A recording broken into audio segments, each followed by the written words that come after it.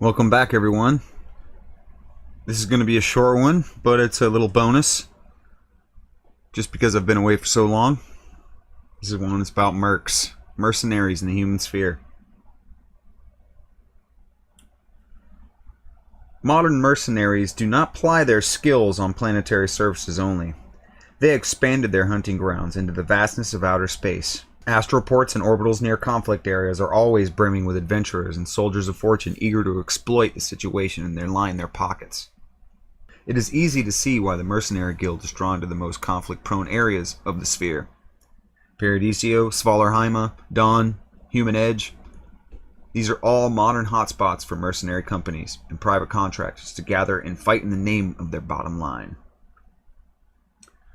Less transparent is the identity of these contractors. It's not just solo opportunists and freelance companies that draw their nourishment from the business of killing.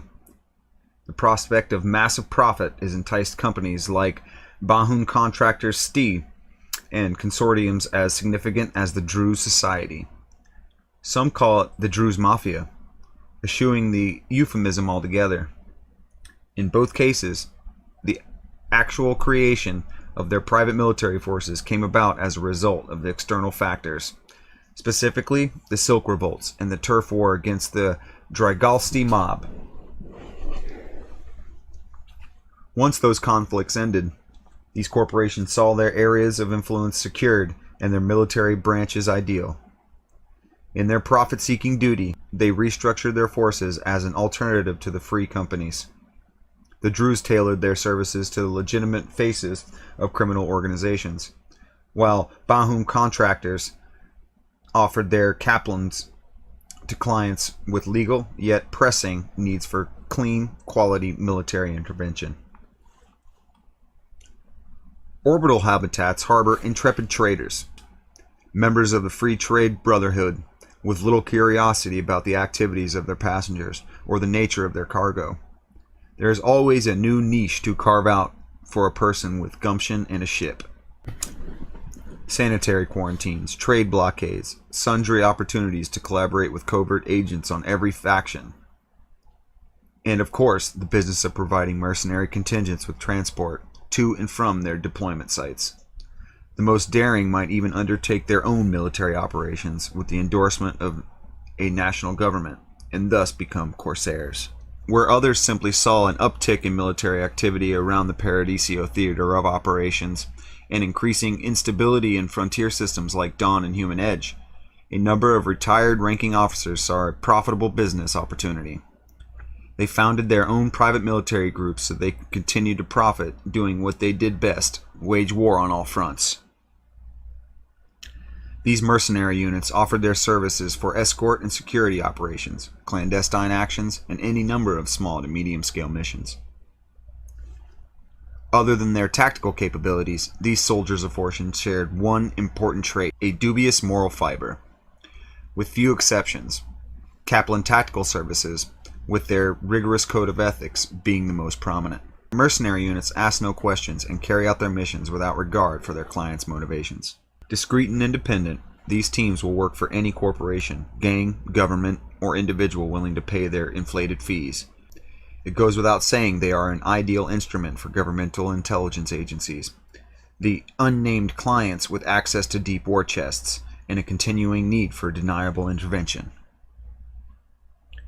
The typical profile of a mercenary soldier is that of an ex-military operator who decided he should be earning a higher salary than his government could pay for risking his own life. Other common profiles include law enforcement officers who left the force and intelligent operatives burnt out on politics and government agendas that left them holding the bag one too many times.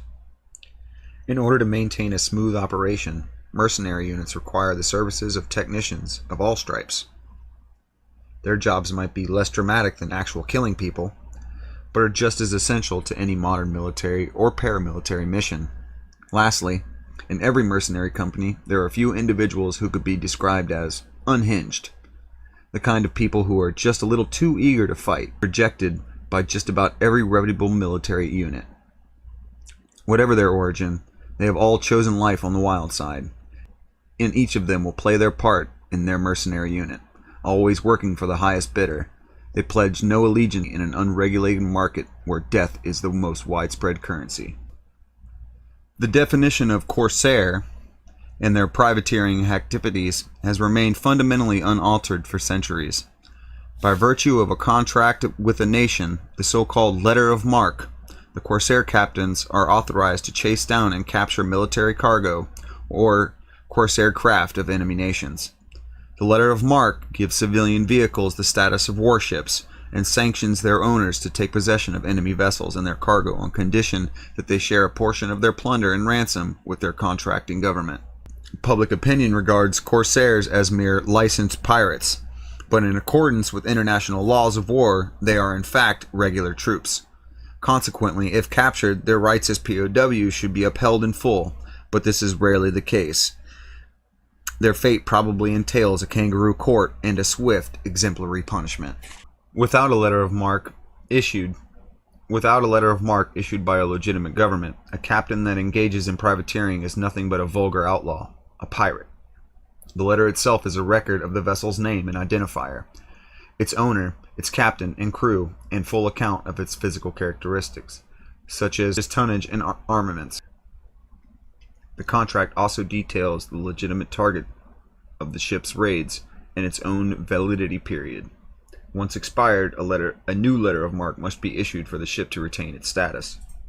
Standard bylaws delineate under what circumstances a corsair vessel is authorized to capture a prize. Most importantly, all enemy craft and cargo, flying their own colors under a false flag, are to be considered fair game, even if said cargo is transported by an allied or neutral ship. Additionally, a corsair vessel may treat as a valid quarry any freighter originating from or destined to an enemy harbor, and any spaceships unable to produce current or valid identification and sailing permits. Letters of marque explicitly prohibit plunderage and violence against a ship and its crew that submit peacefully.